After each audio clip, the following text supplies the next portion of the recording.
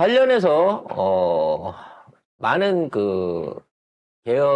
이번 계엄 사태의 주축 참여자들이 이 사령관들을 각 사령관들을 비롯한 주축 참여자들이 이와 관련해서 반성의 인터뷰들을 하면서 아직까지 구속 조치를 받지 않은 상태에서 면직 상태에서 이런 인터뷰들을 하고 있습니다. 양심 고백을 하고 있습니다. 이와 관련해서 유시민 전 위원장이 속으면 안 된다. 성공했으면 이것들은 결국은 사람 쳤을 놈들이다. 라고 얘기를 하셨거든요. 지금 얘네들이 계엄에 실패하고 나니까 이 계엄에 동원됐던 모든 그 과정들이 오로지 김용현 혼자의 명령이었다고 얘기를 하고 있고, 계엄 발표가 나기 직전에는 본인들은 모르고 있었다라고 계속해서 거짓말을 치고 있습니다. 수방사, 특전사, 방첩사 사령관 이 세 사람이 결과적으로는 이 모든 계엄에 있어서의 주축이고 사실상의 주구인 거고 주범인 건데, 얘네들은 시켜서 한 거고, 막상 명령이 20분 전에나 계엄 20분 전에나 통화하고 이랬었지 사전 모의를 한 게 없다라고 자꾸 거짓말을 치고 있는 거예요. 지금 있는 상황에서 지금 갑자기 얘네들이 태도를 바꿔갖고 이렇게 얘기한다고 해서 얘들을 정말 양심적인 군인으로 받아줘서는 안 된다는 거죠. 최소한 이 사람들만은. 관련해서 새로운 제보들이 추가로 나오고 있습니다. 지금 이 군인들은 사실상 윤석열과 김용현한테 모든 잘못을 떠넘기면서 자신들은 아무런 사전 모의가 없었다라고 얘기를 하고 있습니다. 이 얘기는 결국은 전 군으로 퍼져나갈 수 있는 일종의 자기네 세력들, 자기 사람들에 대한 일종의 꼬리 자르기를 하고 있는 거고요. 자기네들 선에서 어떻게든 꼬리를 잘라야만 나중에라도 어떤 형태든 재개할 수 있다라는 생각하에서 이른바 이런 식으로 자기들이 책임지겠다고 모든 걸 던지고 나와 있는 것 같습니다. 이와 관련해서 이제 제가 다른 방송에서는 언급하지 않는 내용들을 좀 설명을 드려보고 싶어요. 저희 이제 어저께 방송을 들으시고 이제 댓글에다가, 미군이 몰랐을 리가 없다. 미군이 완전히 모르는 상태에서 개입하지 않았을 리가 없다. 사실은 이건 미군의 사전 동의를 받았을 가능성이 있다라는 식으로 이제 의혹 제기를 하신 분이 있는데, 실제로 관련된 메커니즘, 그리고 김용현이 그 얘기 있었죠. 수고는 했다, 중과부적이었다, 이 얘기를 하고 본인이 칩거에 들어갔는데, 중과부적이었다는 의미가 무엇인가라는 부분에 대한 것들을 한번 여러분한테 정확한 팩트를 좀 알려드릴 필요가 있을 것 같습니다. 관련해서 지금 곧 공개가 되겠습니다만, 이번 계엄 문건에 대한 내용이 비공식적으로 공개가 됐습니다. 그래서 이번 계엄을 진행했던 주축 세력들, 동원됐던 부대들에 대한 전체적인 규모가 나왔어요. 일단 방첩사령부 부대원 전원, 707 특임단 부대원 일부, 3공수 여단에서 일부 공수부대들, 1공수 여단에서 일부 공수부대들, 그리고 35 특수임무사령부에서 일부 인원들, 그리고 군사경찰 헌병이죠. 헌병대대 안에서 각 부대에서의 사람들 차출, 그리고 20일 전차대대가 동원된 것으로 알려져 있습니다. 이게 20일 전차대대는 여러분 알고 계시는 일산에 있는 백마부대 말하는 거예요. 그래서 이와 같은 부대들이 전체적으로 동원이 되기로 했고, 여기에 동원된 총 인원은 3,000명이었다고 합니다.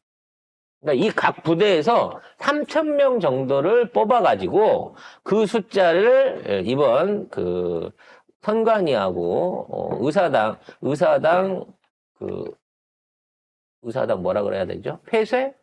의사당 장악? 이 두 임무에 투입하기 위해서 이 사람들을 전부 다 동원을 하기로 했고, 여기에 대한 작전 동원 명령이 일어난 거는 정확하게 4일 전 이미 담당 부대에 이와 같은 내용들이 전달이 됐고, 그리고 그와 관련해서 외출 금지와 비상대기가 그때부터 대부분 이루어져 있었다라고 하는 게 작전 명령, 전체적인 작전 명령서에 나와 있다고 합니다.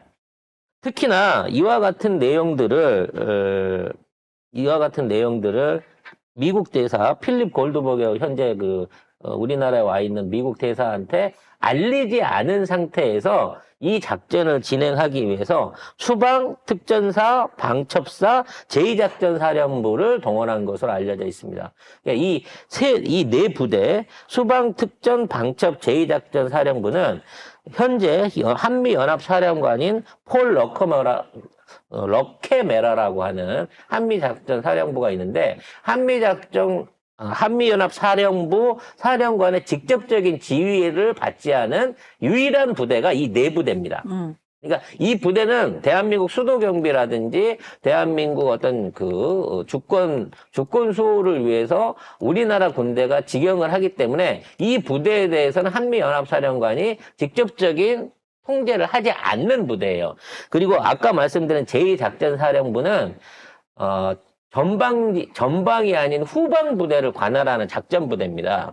그래서 충청, 경상, 전라도를 주로 전라도에 배치되어 있는 군인들을 사실상 관장하고 있는 제2작전사령부까지 동원을 했다는 거예요. 그러니까 수방특전 방첩사로 일단 10월 3일 날 계엄을 통해 가지고 의회 권력을 타단을 시켰으면 그 다음 날은 제2작전사령부들이 내려가서 충청, 경상, 전라의 주요 도시들과 관공서 방송국들을 장악하려는 계획을 가지고 이와 같은 3,000명 이상의 인력 동원을 첫날에 준비를 했었다는 거죠.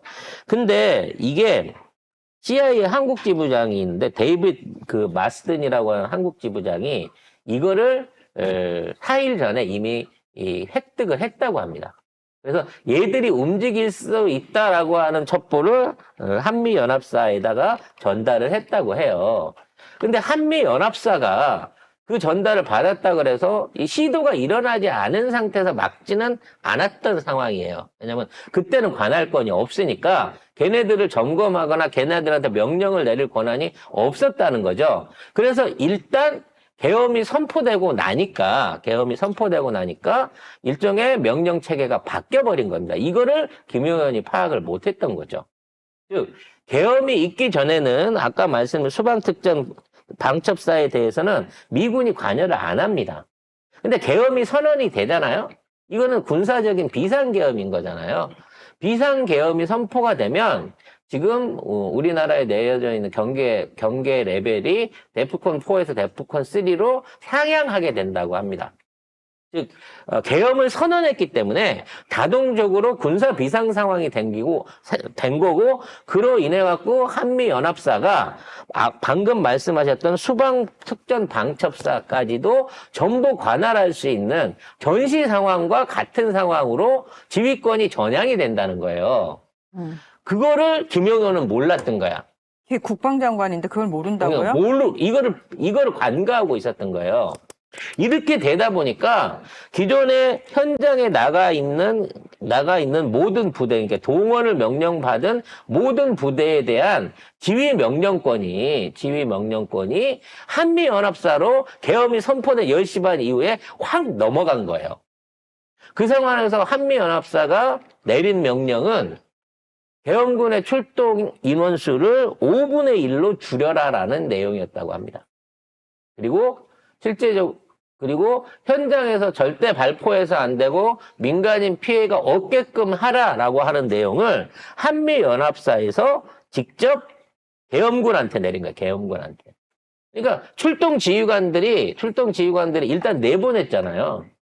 출동을 시켰는데 출동하고 있는 상황에서 데프콘 3가 발생한 것과 같은 상황이 된 거고, 이에 따라서 긴급 명령으로 출동 인원을 줄이는 바람에 3,000명이 의회에 갔어야 되는데 600명밖에 못 갔다는 거예요. 그래서 실제 방첩사에서 사복으로 파견한 100여 명까지 포함해가지고 이번에 국회를 장악하기 위해서 투입된 인력들이 약 700명 남짓 정도 된 걸로 확인이 됐습니다. 그러니까 방금 얘기한 한미연합사의 출동 인원을 줄여라라고 하는 이 부분이 그대로 실행이 됐었다는 거죠. 그러니까 이때부터 이제 혼선이 오기 시작하는 거예요. 김영현은 왜 안 가? 빨리 가라고 지휘관들한테 지속적으로 명령을 하지만 이미 지휘관들은 한미연합사를 통해 가지고 통제, 그 작전에 대한 통제 그리고 민간인 피해를 최소화하라고 하는 윗선으로서의 명령을 따로 받고 있었다는 거죠. 그래서 이 지금 현재의 우리나라를 장악하고 있는 이 국방 대가리들, 신원식부터 지금 김용현까지가 얼마나 현재 대한민국의 군사 편제를 잘 이해하지 못하는 또라이냐라고 하는 부분은 과거 사례에서 찾아볼 수 있는 부분이 있습니다. 그게 뭐냐면, 신원식 그런 얘기를 했어요. 우리나라 군인들은 계엄에 대해서 계엄 상황이라든지 계엄에 대한 지휘 체계에 대해서 전혀 교육을 받지 않는다라고 국방부 장관 시절에도 이런 얘기를 공식적으로 얘기를 했었다고 합니다. 그게 뭐냐면 지금 있는 상황에서 계엄 발동이 되게 되면 계엄을 이 비상계엄, 그러니까 군사적인 위협 상황을 대체한 비상계엄을 이게 선언하게 되면 자동으로 계엄군에 대한 지휘 명령권이 전부 다 한미연합사로 넘어가게 된다고 하는 부분을 전혀 장관이라고 하는 놈들도 이걸 모르고 있었다는 거야. 근데 이러한 그 지휘 명령권 계통에 대한 교육은 일상적으로 신원식이나 김용현이 국회에 나와서 얘기한 건 그거예요. 우리는 계엄에 대해서 군인들이나 장교들이나 일선에 있는 사람들한테 전혀 안 가르치고 그런 거에 익숙해져 있지 않기 때문에 그러한 지휘 계통이 존재하지 않는다라고 국회에 나와서 증언을 한 적이 있어요, 신원식이. 근데 실제적인 교리 고범에 되면 중위 이상만 되게 되면 비상사태에 대한 이 행동 프로토콜에 대한 교육들을 지속적으로 강화해서 받게 돼 있습니다. 전쟁 상황이 일어나게 되거나 전쟁에 준하는 상황이 일어나게 됐을 때 대한민국 안에서 움직이는 모든 군대는 한미연합사의 지휘를 받게끔 돼 있는 거예요. 그래서 이 한미연합사가 직접적으로 계엄을 통제할 수 있는 권한이 있다라고 하는 사실을 이번에 지금 김용원 의원은 몰랐던 거죠. 그래서 3,000명 동원하면 어떻게든 끝낼 수 있을 줄 알았는데 600명밖에 동원을 못한 거고, 자, 현장에 나가 있는 군인들도 사실상 적극적으로 이거를 대응하기 위한 노력들을 잘 안 했어요. 왜냐면 이 사람들 입장에서도 현재 이 계엄이 문제가 있다라고 판단을 했기 때문에 적극적으로 사람들을 제압하거나 밀어내려고 하는 행동을 하지 않았다는 거죠. 그랬기 때문에 유혈 사태가 안 일어날 수 있었는데 이거는 한국에 있는 지휘관들이 내린 명령이 아니라 한미 연합사에서 내려온 명령이었다는 거야. 그래서 중간에 편의점에 가고 라면 먹으면서 시간 때우는 사람들도 있었고요. 헬기를 타고 출동하라고 하는데 불구하고 헬기가 제대로 출동하지 못하는데도 이와 같은 원인들이 있었다고 합니다. 제가 한 이틀 전에 그런 말씀 드린 적이 있어요. 그 공군이 경계기역 안으로 들어오는 거를 허가를 안 해줘갖고 15분이면 날라올 수 있었는데 못 날라왔다 이런 얘기를 드린 적이 있는데 실제 공군이 경계하는 비행 금지 구역 안에 국회는 거기에 해당되지 않는다고 그래요. 그러니까 국회 자체를 내리고 착륙하는 데 있어가지고 공군의 사전 허가라든지 이런 게 필요하지 않았던 상황이라고 합니다. 근데도 불구하고 12대의 헬기 중에 3대밖에 제 시간에 출동을 못했던 이유는 일단 그 당시에 갑자기 지역적인 돌풍이 불어갖고 헬기의 어떤 출동이 어려웠던 부분도 있었고요. 그 다음으로는 이 12대의 헬기가 동시에 출격을 해야 되는데 아까 말씀드린 대로 출동 병력을 줄여라. 그리고 비살상 무기로 전환해서 절대 유혈 사태가 없게 하라는 내용이 있었기 때문에 재정비를 하느라고 시간이 40분 정도 걸렸다는 겁니다. 결국은 그 골든타임이 시민들이 여의도로 진입하고 국회를 막아설 수 있는 일종의 시간을 제공해 줬다라고 하는 또 특별한 이유가 있다고 합니다.